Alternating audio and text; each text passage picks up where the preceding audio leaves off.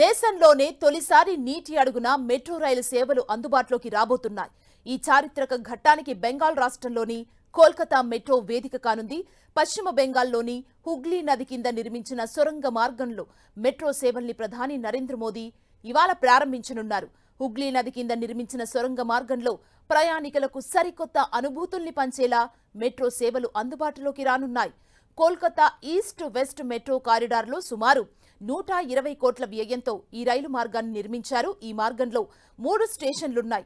హుగ్లీ నది కింద భాగంలో కోల్కతా నుంచి నదికి అవతలి వైపు హౌరా మధ్య సుమారు 4.8 కిలోమీటర్ల దూరంతో ఈ అండర్ గ్రౌండ్ ప్రయాణం సాగనుంది. నీటి ఉపరితలం నుంచి 32 మీటర్ల లోతున మెట్రో టన్నెల్లు ఏర్పాటు చేయగా ప్రయాణానికి 45 సెకండ్ల టైం పట్టనుంది. ఈ ఫీట్ ని మోడర్న్ ట్రాన్స్పోర్ట్ వ్యవస్థలో ఇదొక విప్లవాత్మకమైన అడుగుగా కోల్కతా మెట్రో అధికారులు అభివర్ణిస్తున్నారు.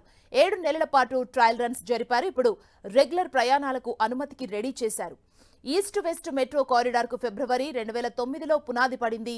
అండర్ వాటర్ మార్గం నిర్మాణాన్ని 2017లో ప్రారంభించారు. ప్రకృతి విపత్తుల్ని సైతం తట్టుకునేలా ఈ కారిడార్ ని బ్రిటన్ కు చెందిన పలు ప్రఖ్యాత సంస్థల సహకారంతో నిర్మించారు. తాజా అండర్ గ్రౌండ్ ప్రాజెక్టుతో రోజు ఈ మార్గంలో 7 లక్షల మంది ప్రయాణిస్తారని కోల్కతా మెట్రో రైలు అధికారులు అంచనా వేస్తున్నారు. ప్రధాని మోదీ ఇవాళ ఈ మెట్రో సర్వీసును ప్రారంభించగా రేపటి నుంచి ప్రయాణికులకు అనుమతిస్తారు. ఈ ప్రాజెక్టు పూర్తి కావటానికి 4 ఏళ్లకు పైనే పట్టింది.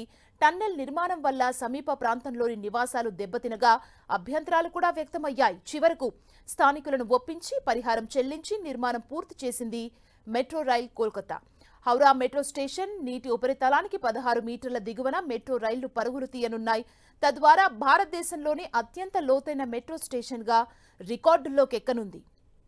దేశంలో తొలిసారిగా 1984 అక్టోబర్ 24వ తేదీన కోల్కతాలోనే మెట్రో సేవలు ప్రారంభమయ్యాయి. సుమారు 3.4 కిలోమీటర్ల దూరంలో 5 స్టేషన్లతో తొలి మెట్రో పరుగులు తీసింది. అదే నగరంలో ఇప్పుడు అద్భుతం ఆవిష్కృతం కానుంది. కోల్కతా ఈస్ట్ వెస్ట్ మెట్రో మొత్తం 16.6 కిలోమీటర్లు ఉండగా దీంట్లో 10.8 కిలోమీటర్లు భూగర్భంలో ఉంటుంది. ఇందులో కొంత భాగం హుగ్లీ నది కింద సొరంగంలో ఉండగా మిగిలిందంతా భూ ఉపరితలంపైనే ఉంటుంది.